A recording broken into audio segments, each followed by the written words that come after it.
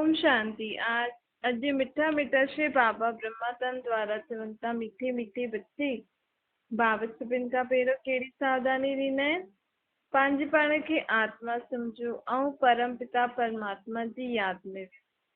मां आत्मा परम धाम में रहण वारी आहियां। परम धाम किथे आहे? हिन सृष्टि चक्कर खां परे, चांद तारनि खां परे, फ़रिश्तनि जी दुनिया खां बि परे, परे ते परे हिकु निराकारी दुनिया आहे जिते पाण सभी आत्माऊं हिकु जाड़ मुआफ़िक रहंदा आहियूं। आत्माऊं ऐं परमात्मा हुतां खां हेठि ईंदियूं आहिनि पाठ वॼाइण। पाण आत्माऊं जेकी हूंदियूं आहिनि उहे सत्युग खां ईंदियूं आहिनि पाठ वॼाइण, ऐं परमात्मा सृष्टि ते कलयुग जे अंत में ईंदो आहे। सत्युग जी आदि जे विच जे समय संगम युग ते ईंदो आहे। परमात्मा जो अवतरण थींदो आहे, असांजो जन्म थींदो आहे, सभु धर्म स्थापकनि जो अवतरण थींदो आहे। बाक़ी जेका बि धर्म स्थापक आहिनि उहो पहिरियों शरीरनि में अवतरित थींदा आहिनि, पोइ धर्म स्थापन कंदा आहिनि, पोइ हुन शरीर मां निकिरी करे पंहिंजो ॿियो नयो जन्म वठंदा आहिनि, नयो शरीर। धर्म स्थापक जॾहिं मथां ईंदा आहिनि त पहिरियों गर्भ में न ईंदा आहिनि, पहिरियों उहो शरीर में ॿिए जे शरीर में प्रवेश कंदा आहिनि। जीअं गुरु नानक देव आहे त जेकी गुरु नानक देव जी मूर्ति पाण पूजूं था, उहो हुन में गुरु नानक जी आत्मा आई, अची करे पोइ धर्म स्थापन करे पोइ ॿियो शरीर वरितईं। त बाबा चए थो कि लेकिन मां अहिड़ो धर्म स्थापक आहियां जो ईंदो आहियां ब्रह्मा जे तन में धर्म स्थापन कंदो आहियां, लेकिन मां कॾहिं ॿियो शरीर वठी करे गर्भ में न ईंदो आहे धर्म जी पालना करण। मां जेको धर्म स्थापन कंदो आहे उहो ऊच से ऊच धर्म आहे। उहो कहिड़ो आहे? आदि सनातन देवी देवता धर्म। ऊचो भगवान आहे त भगवान धर्म बि एतिरो ऊचो स्थापन कंदो आहे। तॾहिं त चई न, मनुष्य से देवता कीअं कर्तन लागे वार। अर्थात मनुष्य खे देवता कीअं ठाहींदो? देवताऊं बि पहिरियों मनुष्य हुया न, त हुननि खे बि कीअं देवता ठातो? कीअं ठातो? परम पिता परमात्मा। परमात्मा जी महिमा में पाण ई ॻाईंदा आहियूं त ज़रूरु कहिड़े मनुष्य खे देवता ठातो हुनई भॻवान? कलयुगी मनुष्य खे, क्योंकि कलयुग खां पोइ सतयुग ईंदो आहे न। देवता कीअं ठहींदा? कहिड़ा मनुष्य देवता ठहींदा आहिनि? कलयुगी असुरी दुनिया जा मनुष्य ही सतयुगी देवता ठहींदा आहिनि। कलयुगी असुरी मनुष्य खे देवता ठाहिण लाइ परमात्मा खे हिन सृष्टि ते संगम युग ते अचिणो पवंदो आहे। पोइ आत्माउनि खे शिक्षा ॾियणी पवंदी आहे, पढ़ाइणु पवंदो आहे। छो जी हाणे पंहिंजो स्वभाव संस्कार आसुरी आहिनि। देवी देवताउनि जा स्वभाव संस्कार गुण आदि दैवी हूंदा, त दैवी गुण संस्कार स्वभाव खे धारण करण लाइ परमात्मा पाण खे शिक्षायूं ॾींदो आहे, पाण खे पढ़ाई पढ़ाईंदो आहे। ॾिसो, कोई इंजीनियर आहे, कोई डॉक्टर आहे, कोई कहिड़ी बि सब्जेक्ट जी पढ़ाई पढ़ंदो त पहिरियों हुनखे स्कूल वञिणो पवंदो, पोइ कॉलेज, पोइ उहो कोर्स खणंदो, पोइ पढ़ंदो। ईअं ई परमात्मा बि चए थो देवी देवताउनि जी डिग्री प्राप्त करण लाइ पाण खे पहिरियों पढ़ाई पढ़णी पवंदी आहे। ईअं ई देवी देवता न ठही वेंदासीं। स्वर्गवासी ठहिण जे लाइ पाण खे पढ़ाई पढ़णी पवंदी आहे, त परमात्मा हाणे पाण खे स्वर्गवासी ठहिण लाइ पढ़ाई थो पढ़ाए।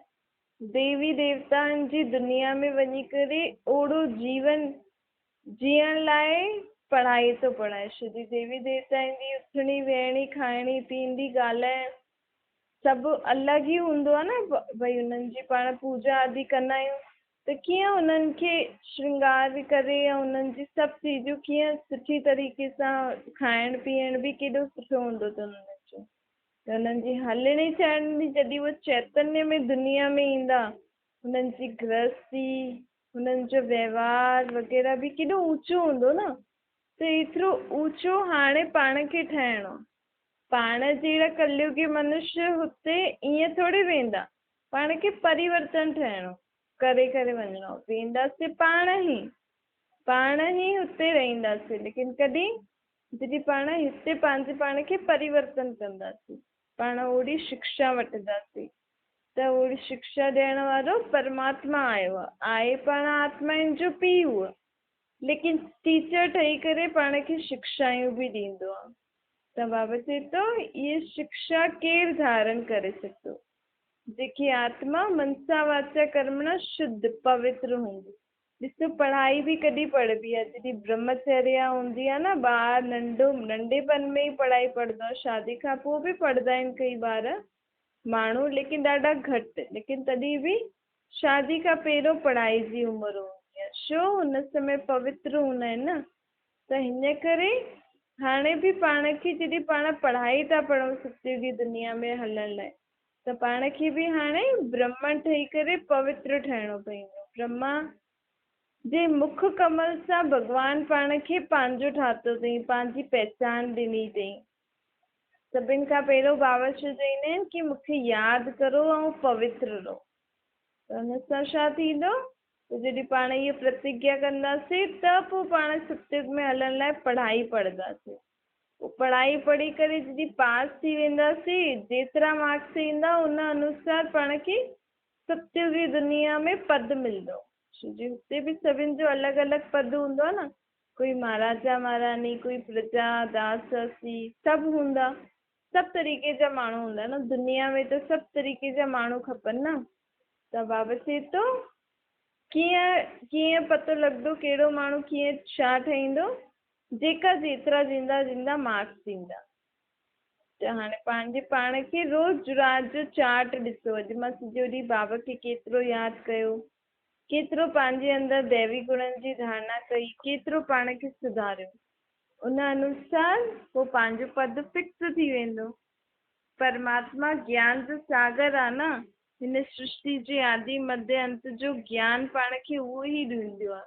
दुनिया में ॿियो कोई बि मनुष्य न आहे जंहिंजी बुद्धि में हिन सृष्टि जे आदि मध्य अंत जे ज्ञान हुजे सिवाय परमात्मा जे। बाबा चए थो ये भारत अविनाशी खंड आहे। भारत अहिड़ो खंड आहे जो कॾहिं विनाश न प्राप्त थींदो आहे। अर्थात बाक़ी सभु खंड कलयुग जे अंत ताईं जॾहिं सत्युग शुरू थींदो त हुन समय सिर्फ़ु भारत ई हूंदो, बाक़ी कोई देश ते जीवन न हूंदो। छो जी भारत आहे भॻवान जी अवतरण भूमि। हिन ई सृष्टि ते भॻवान अची करे पूरी विश्व जी आत्माउनि जी सदगति कंदो आहे। इहो ई खंड खे सचो ठाहींदो आहे, सत्य खंड। ऐं इहो ई खंड सभिनि खां कूड़ो ठहींदो आहे, अर्थात पतित ठहींदो आहे, तमो प्रधान ठहींदो आहे, विकारी ठहींदो आहे। भारत जा माण्हू जेतिरो पाप कंदा आहिनि ओतिरो ॿियो देश वारा न कंदा आहिनि। पुण्य आत्मा बि हिते ई हुई, पाप आत्मायूं बि हिते ई आहिनि, बाक़ी देश बि आहिनि, लेकिन भारत सत्युग जे हिसाब सां त ज्यादा पाप आत्माउनि जी दुनिया हिते आहे न। भारत ही सचखंड, भारत ही झूठखंड। हाणे भारत खे वापसि खां सचो खंड ठाहिण लाइ सचो बाप पाण खे सचो ज्ञान थो ॾे। जे ज्ञान खे पाण जीवन में धारण कंदासीं त पंहिंजी जीवन सच्ची थींदी, पंहिंजा हर कर्म सच्चा थी वेंदा, त दुनिया ई छा थी वेंदी? सच्ची थी वेंदी न। जिते सभु मनुष्य आत्मा सच ते हलंदा त हुनखे छा चईंदासीं? सचनि जी दुनिया आहे, अर्थात सचखंड आहे। जिते सभु माण्हू कूड़ भ्रष्टाचार विकारी हूंदा उते चईंदासीं न विकारनि जी कूड़नि जी आत्मा आहे, दुनिया आहे, नर्क आहे। इहो त रौ नर्क थी वियो आहे हाणे त। इहे ॻाल्हियूं पाण खे दुनिया में ॿियो कोई बि ॿुधाए नथो सघे सिवाय परमात्मा जी। छो जी परमात्मा ई सृष्टि जो आदि मध्य अंत खे ॼाणंदो आहे न। उहो ई हिन सृष्टि जो पाण आत्माउनि जो रचयिता आहे, त उहो ई ॿुधाए सघंदो आहे कि हाणे असां एतिरो दुखी छो थिया आहियूं ऐं हाणे हिन दुनिया खां पोइ कहिड़ो युग ईंदो। दुनिया त इहा ई हूंदी न, दुनिया त हिकु ई आहे। पहिरियों नई हीअ दुनिया हुई, हाणे पुराणी थी आहे।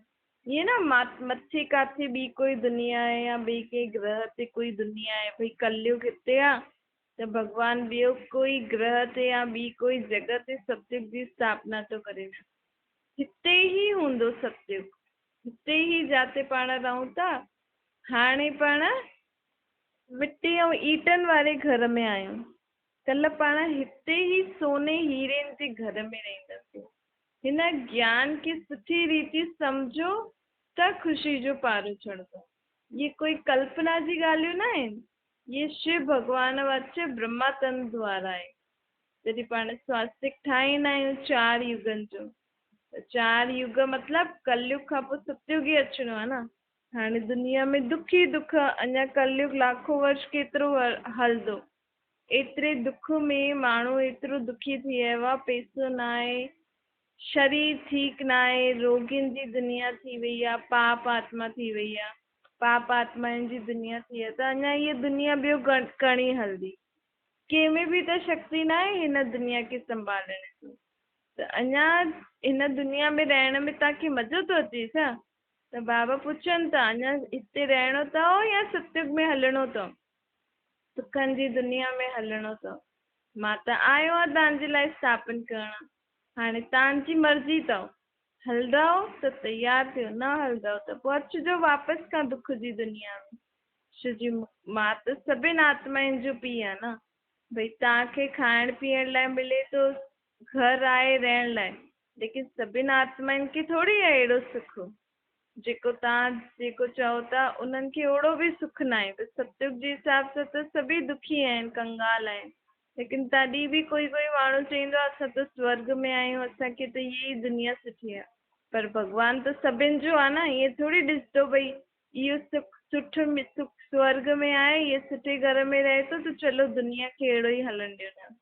भॻवान जी नज़र में त पूरी दुनिया जी, पूरे धर्मनि जी आत्माएं आहिनि। जॾहिं सभई दुखी थी वेंदा आहिनि न, अहिड़ी हालति में अची वेंदा आहिनि, तॾहिं मां अची करे सभिनि खे सुख में ठाही, सुखी दुनिया में वठी हलंदो आहे। त हाणे इहे तव्हांजे मथां अथव, तव्हांखे हलणो न हलणो, लेकिन मां त आयो आहियां स्थापन करणु। मां घड़ी घड़ी थोरी हिन सृष्टि ते ॿिए जे शरीर में अची करे पंहिंजो कमु कंदमि। मां त हिन सृष्टि ते हिकु ई बार अची करे, हिकु जे ई तन में अची करे पंहिंजो पूरो कमु करे वेंदो। जी पोइ मां जंहिंजे तन जो सहारो वठंदमि, लोन वठंदमि, हुनखे बि मूंखे ॾियणो ई पवंदो। भई हुनजो शरीर वरितो आहे मां कमु करण लाइ, त हुनखे बि त कुझु ॾियणो पवंदो न। त मां घड़ी घड़ी कंहिंजे बि शरीर में न ईंदो आहे। मां त हिकु ई शरीर ब्रह्मा जे तन में अची करे हिकु ई बार विश्व जी सर्व आत्माउनि खे, सर्व धर्म जी आत्माउनि खे सुख शांति ॾेई।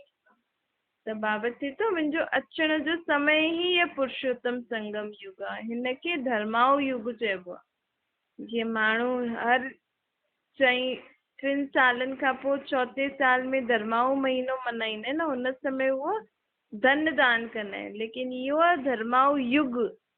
हिन युग में भॻवान पाण खे ज्ञान धन दान कंदो आहे। पोइ जेतिरो आत्मायूं ज्ञान धन पंहिंजे अंदरि धारण कंदियूं, जेतिरो सुख शांति पवित्रता जो वरतो आत्मायूं वठंदियूं, ओतिरो उन्हनि खे सतयुग में इहो ई ज्ञान गुण शक्तियुनि जो धन जेको वठे थी, इहो ई सतयुग में स्थूल हीरनि ऐं सोने जे सिक्कनि जे रूप में मिलंदो। पोइ ॾिसो केॾो, जीअं पाण पढ़ाई पढ़ंदा आहियूं, पढ़ाई बल पढ़ूं था, उहो सुठे खां सुठा मार्क्स अची विया, पैसा त न मिलंदा न हुन समय, लेकिन फर्स्ट तव्हां अची वियो पास, फर्स्ट नंबर ते पास थी वियो, त पाण खे छा लॻंदो आहे सभिनि खे कि इहो सुठो कमाईंदो। सुठी पढ़ाई सां सुठो कमाइण थींदो आहे। त हाणे बि बाबा पाण खे सुठो पढ़ाए थो। पाण जेतिरो सुठी रीति पढ़ंदासीं त पंहिंजी हिते ई इहा जेकी पढ़ाई आहे न, इहा ई पढ़ाई सतयुग में हीरनि ऐं सोने जे सिक्कनि में पाण खे मिलंदी। बाबा जो हिकु हिकु ज्ञान जो शब्द लाखों रुपए जो आहे। तव्हां रोज़ हिकु ज्ञान जी ॻाल्हि बाबा खां ॿुधो ऐं जीवन में धारण कंदा त तव्हांखे उहो हिकु ज्ञान जो शब्द सतयुग में लख रुपए जे रूप में मिलंदो। छो जी परमात्मा जी पढ़ाई आहे न। परमात्मा चए थो तव्हांजो त ॾिसो हिन सृष्टि ते छा आहे, कागज़ जा त पैसा अथव, हिकु ई आग लॻी वञे त सभु जली वेंदा। पैसा बि कहिड़ा कहिड़ा था ठहनि न अॼुकल्ह। सतयुग में त सोने हीरे जा सिक्का हूंदा, हुननि जी केतिरी वैल्यू हूंदी न। त अहिड़ो ज्ञान खे त असांखे हिकु ॾींहुं बि मिस न करणो खपे। जॾहिं भॻवानु ऊच ते ऊच ज्ञान ॾे थो त हुन ज्ञान जी पाण खे बि वैल्यू करणी खपे न, तॾहिं त पाण खे हुन रीति उहो पढ़ाई ॿुधी में वेंदी, न त ॿुधी करे छॾे छॾंदव त फ़ाइदो छा। जीअं त पाण द्वापर युग खां कंदा आहियूं, द्वापर युग खां माण्हू पाण खे अलॻि अलॻि शास्त्र आदि कहानियूं आदि ॿुधाईंदा रहंदा आहिनि, लेकिन हुन सां आत्मा जी सदगति थोरी थी। जॾहिं द्वापर युग खां भक्ति भॻवान खे यादि करण त शुरू कयो त दुनिया में दुख घटि थी विया न, दुख वधंदो छो थो वञे? छो जी भक्ति सां आत्मा जी सदगति न थींदी आहे। भक्ति पाण कंदा आहियूं, हुन सां पाण खे थोरे समय जे लाइ सुख शांति मिली सघंदो आहे, तॾहिं त माण्हू रोज़ भक्ति कंदा आहिनि। हिकु ॾींहुं बि भक्ति छॾंदा ऐं कुझु उल्टो सिल्टो थी वेंदो त चईंदा न कि असां भक्ति न कई, इन करे असां सां गॾु अहिड़ो हाल थी वियो। त बाबा चए थो रोज़ रोज़ त करो था, तॾहिं तव्हां सोचो था कि असांजो जीवन हिन करे ई सुठो थो हले कि रोज़ असां भॻवान खे यादि था करूं। त सिर्फ़ु भक्ति सां ई छो था यादि करो? भॻवानु त तव्हांजो पीउ अथव न, पीउ जे रूप में हुनखे हर घड़ी समय साथ में रखो न। सिर्फ़ु सुबुह शाम छो था यादि करो? भॻवान खे हर समय पाण सां गॾु छो था यादि करो? छो जी भॻवानु त सचो आहे न, भॻवान खे पाण सां गॾु सदा रखण लाइ पाण खे छा ठाहिणो पवंदो? विकारनि खे छॾिणो पवंदो, तॾहिं ई पाण सां भॻवानु हर सेकेंड रही सघंदो आहे। छो जी भॻवानु त सदैव शुद्ध आहे, उहो त कॾहिं कामवश, क्रोधवश, लोभवश, मोहवश, अहंकारवश कोई कार्य थोड़ी कंदो आहे। त परमात्मा खे इहे पाण सां गॾु हर सेकेंड रखिणो अथव त परमात्मा सां पहिरियों पाण खे प्रतिज्ञा करणी आहे कि मां इहे सर्व विकार तव्हांखे दान थो ॾियां या दान थी ॾियां। वो बाबा जी यादि पाण खे हर कर्म कंदे समय आपे ई ईंदी। छो जी शुद्ध आत्मा थी वेंदासीं न, त शुद्ध आत्मा खे परमात्मा जी यादि खींचदी आहे, परमात्मा बि हुन आत्मा खे यादि कंदो आहे। ॾिसो भॻवानु बि हुन आत्मा खे यादि कंदो आहे जेको हुनजे चए ते हले। भई माउ बाप बि कहिड़े ॿार खे यादि कंदा? जेको चए ते हलंदो न।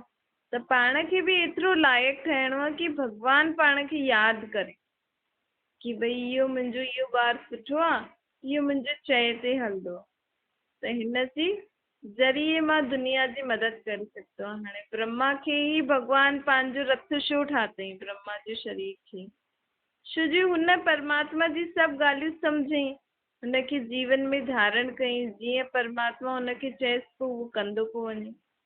त बाबा चए थो ईअं पाण खे पाण जीअं शारीरिक माउ बाप जा लाइक़ु ॿार ठहिण जे लाइ कंदा आहियूं, हुनजो चयो मञंदा आहियूं, लेकिन हाणे सृष्टि ते परमात्मा बाप अची करे पाण खे मत थो ॾे, पाण खे चए, पाण खे सिखाए थो, कर्म करणु थो सिखाए, ॻाल्हाइण थो सिखाए, उथणी वेहणी थो सिखाए।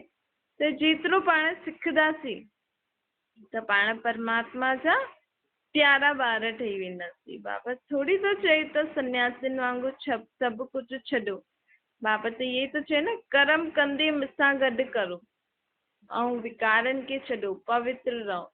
त तव्हां जेतिरो जेतिरो मूंखे यादि करे हलंदव, विकारनि खे छॾंदव, त तव्हांखे मुंहिंजी मदद बि मिलंदी रहंदी न। भई पाण चऊं भॻवानु असांजी ॿुधे नथो, असां एॾो हुनखे चऊं था, लेकिन भॻवानु बि जेको कुझु चए थो तव्हांखे, तव्हां उहो त मञो। भॻवानु त सभिनि जी मदद करण लाइ तयारु हूंदो आहे, लेकिन परमात्मा खे पाण सच्चे मन सां, सच्ची दिलि सां यादि कंदासीं, तॾहिं हुनजी शक्ति पाण खे मिली सघंदी आहे। त इहे न भॻवानु पंहिंजी ॿुधंदो न आहे, भॻवानु पंहिंजी सभु ॻाल्हियूं ॿुधंदो आहे अगरि सच्चे मन सां पाण हुनखे यादि करूं था। लेकिन हुनजी मदद पाण खे कैच थिए ॾींदो आहे उहो, लेकिन हुनखे पाण वठण जी, पाण खे हुनजी शक्ति पंहिंजे अंदरि वठण जे लाइ पाण खे ओतिरो लाइक़ु ठहिणो पवंदो। एतिरे मन सां सभु कुझु भुलिजी करे परमात्मा खे यादि करणो पवंदो, तॾहिं ई पाण परमात्मा जी मदद पंहिंजे जीवन में लाए सघंदासीं, हुनजी मदद जी अनुभूति करे सघंदासीं। हीअं थोरी भॻवानु कोई सन्यासी गुरुनि जो या वॾे वॾे महात्माउनि जी ॿुधंदो आहे, असांजी न ॿुधंदो आहे, असांजी बि ॿुधंदो आहे। हुनजा त विश्व जी सर्व आत्माऊं ॿार अथसि न, त परमात्मा त सभी धर्म वारनि जी आत्माउनि जो पीउ आहे, सभिनि जी ॻाल्हियूं ॿुधंदो आहे। अगरि सचो मन हुजे त थोरो समय सभु कुझु भुलिजी करे, तव्हांखे इहो बि नथो चए की तव्हां कोठी में वेही रहो, 1-2 घंटा मुंहिंजो जाप करो, तपस्या करो, न। सच्चे मन सां अगरि 1 सेकेंड बि तव्हां हुनखे यादि कयो न, सभु कुझु भुलिजी करे, पंहिंजी देह जी संबंधी, देह जा पदार्थ, देह जी वस्तु, सभु कुझु भुलिजी करे सिर्फ़ु मां आत्मा, मुंहिंजो पीउ परमात्मा आहे, 1 सेकेंड बि पाण यादि कयो त पाण खे परमात्मा जी ॾाढी मदद मिली सघंदी आहे।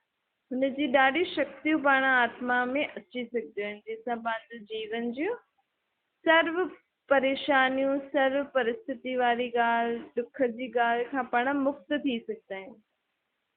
दुखनि जी दुनिया में दुख त ईंदो, लेकिन परमात्मा जी शक्ति अगरि आत्मा खे हूंदी त हुन दुख जी समय भी आत्मा दुख जी महसूसता न कंदी। परमात्मा जी छत्र छाया में रही करे सुख जी अनुभूति ही कंदी, ऐं हुनखे ये नज़र सम्झ में अची वेंदो कि जेकी भी ॻाल्हि थी आहे, ये शो थी आहे, ऐं हिन में मुंहिंजो फ़ाइदो कहिड़ो आहे।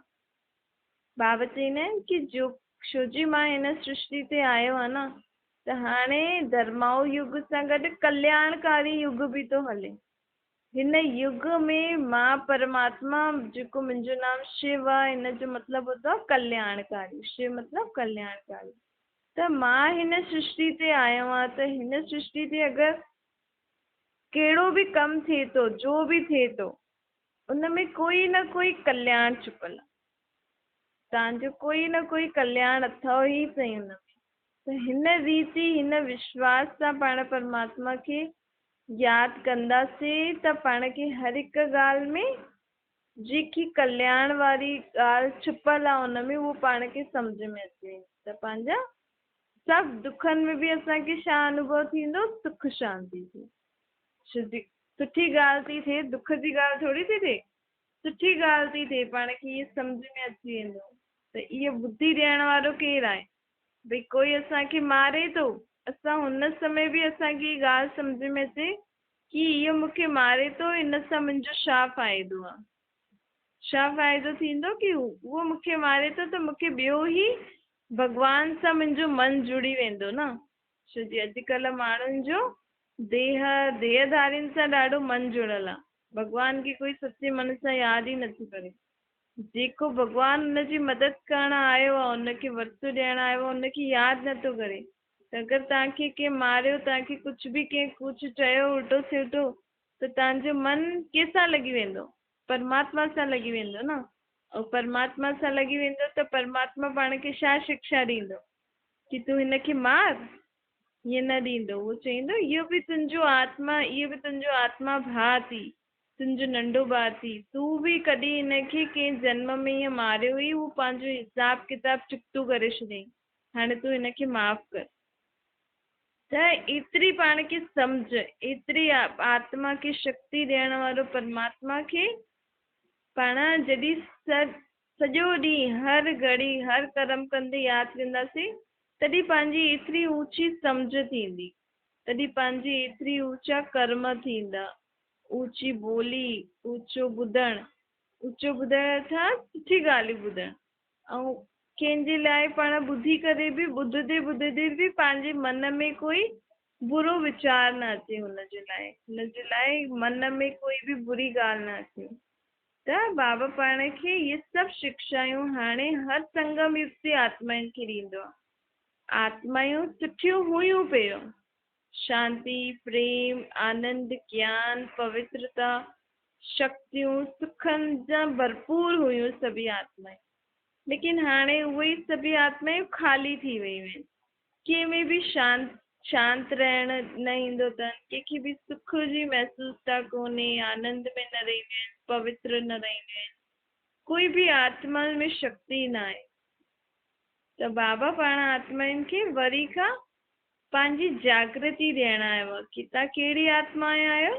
तव्हां शांत स्वरूप, सुख स्वरूप, प्रेम स्वरूप, आनंद स्वरूप, पवित्र स्वरूप, शक्ति स्वरूप, ज्ञान स्वरूप आत्मा आहियो। तव्हां परमपिता परमात्मा ज्ञान जे सागर परमात्मा बाप जो सभु ॿार आहियो। जीअं बाप उहो पाण ॿार आहियूं न, लेकिन पाण हाणे विकारनि जे वश थी करे पंहिंजे पाण खे भुलिजी विया आहियूं।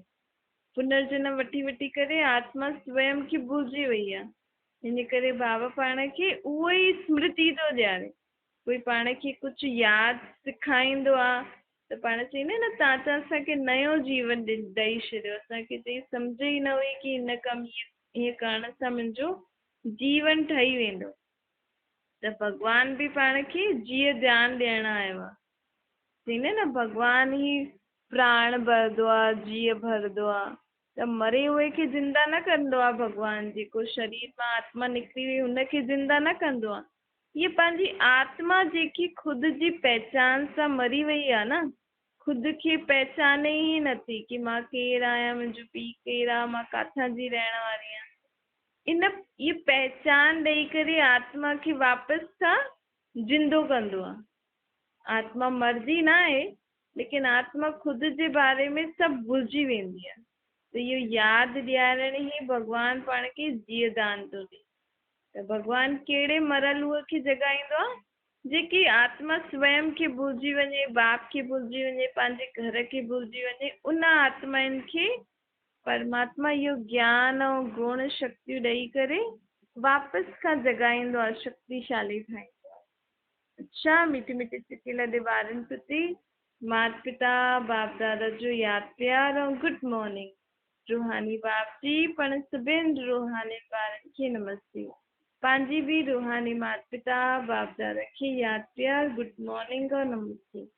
वरदान आहे, स्नेह जे पुठियां सर्व कमज़ोरियुनि खे क़ुर्बान करण वारा समर्थी शक्तिशाली आत्मा ठहो। परमात्मा सां अगरि ॿारनि जो स्नेह आहे त जंहिंसां स्नेह हूंदो आहे उनखे उनजे मथां छा कंदा आहियूं? पाण सभु कुझु क़ुर्बान करे छॾींदा आहियूं न, भई तुंहिंजे लाइ ई थी, सभु कुझु तुंहिंजो ई थी। त हाणे परमात्मा सां आत्माउनि जो एतिरो स्नेह हुजे कि परमात्मा जे प्यार में आत्मा पंहिंजो सर्व विकार, सर्व बुराई, सर्व कमज़ोरियां, सभी पुराणे जीवन जी पुराणियूं ॻाल्हियूं, कड़वी ॻाल्हियूं सभु भॻवान खे क़ुर्बान करे छॾे, अर्थात भॻवान खे ॾेई छॾे। त एतिरो स्नेह जॾहिं आत्मा खे परमात्मा खां थींदो, भई परमात्मा मूंखे एॾो थो चए कि हे आत्मा तूं विकार छॾ, बुराइयूं छॾ, बुरो ॻाल्हाइण, ॾिसण, ॿुधण, सोचण छॾ। हाणे दैवी गुणनि जी धारणा कर, तोखे सतयुग में हलणो थी, देवी देवताउनि जी उथणो, वेहणो, खाइणो, पीअणो, हलणो थी, सोचणो थी। त परमात्मा सां जंहिंजो स्नेह हूंदो उहो परमात्मा जी इहा ॻाल्हि जल्दी मञी वठंदो। हुन सां छा थी वेंदो? उहा आत्मा जल्दी शक्तिशाली थी वेंदी। भई असां चऊं छा करूं, असां त करणु चाहियूं था, लेकिन इहो करणु नथो ॾे, इहो हीअं नथो ॾे, ॿियनि जे मथां ई दोष ॾींदा रहंदा। कॾहिं कॾहिं भॻवान जे मथां दोष ॾींदा आहिनि, जॾहिं हुनजो हुकुम हूंदो तॾहिं कंदासीं। अरे हुकुम ॾियण वारो हुकुम करे थो, तव्हां ॿुधो था, त उनजे जॾहिं आयो आहे हुकुम करे थो त ॿुधो था, सम्झो था त कयो न। हो ॿियनि जे मथां दोष न ॾियो। हाणे ख़ुदि जो शक्तिशाली रूप धारण करे परमात्मा जे हर शइ ते हलंदव त तव्हांजो जीवन, तव्हांजो बि जीवन सुठो थींदो ऐं तव्हां सां गॾु तव्हांजे परिवार वारनि जो जीवन बि सुठो थी वेंदो। स्लोगन आहे, संकल्प ऐं स्वप्न में बि कंहिंजी यादि रहे, परमात्मा बाप जी। कोई तव्हांखे निंड में बि पुछे कि तुंहिंजो पीउ केरु थी, त पाण खे यादि अचिणो खपे कि मां आत्मा आहियां, मुंहिंजो पीउ परमात्मा। तॾहिं पंहिंजी इहा सच्ची सच्ची तपस्या आहे कि हर घड़ी मूंखे परमात्मा सां गॾु ई रहणो आहे। इहा छा आहे? सच्ची सच्ची तपस्या।